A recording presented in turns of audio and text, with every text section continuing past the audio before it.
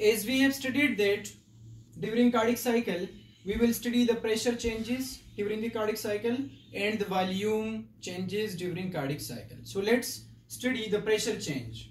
As we have studied that a wave produced during the arterial contraction, So this is a wave, and as you know, when the contraction of the atrium occur, the pressure in the atrium increase and the pressure in the ventricle also increase, because the same pressure will transfer into the ventricle. So this A band, it shows the pressure of the atrium, A wave, and this band which follow the A band or A wave is called V, and this is actually ventricular pressure. So as the atrium pressure increase, the ventricular pressure will also increase.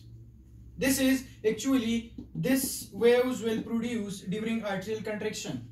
And during the isovolumetric contraction, there is no efflux or influx of the blood into the left ventricle and into the aorta, but the pressure will goes on increasing. The pressure will goes on increasing because of the ventricle contraction. As you know, when the ventricle contract, the pressure inside the ventricle increase. The pressure inside the ventricle will goes on increasing during what? During isovolumetric contraction.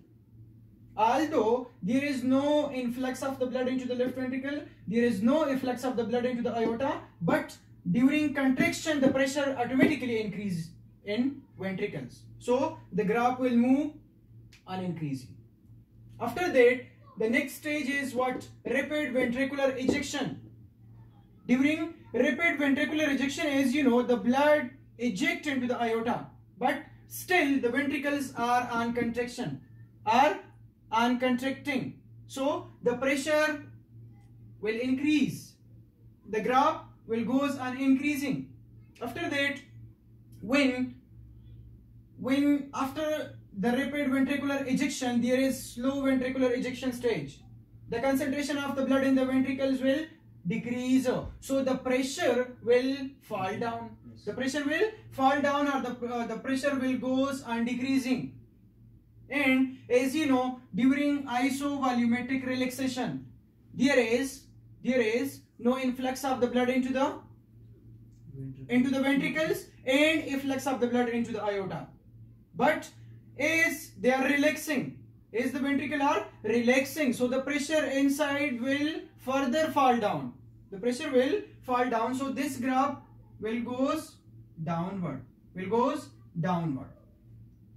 And as you know, after the isovolumetric relaxation, there is rapid passive volumetric filling, in which there is no contraction, no relaxation, but the blood directly moves into the ventricle.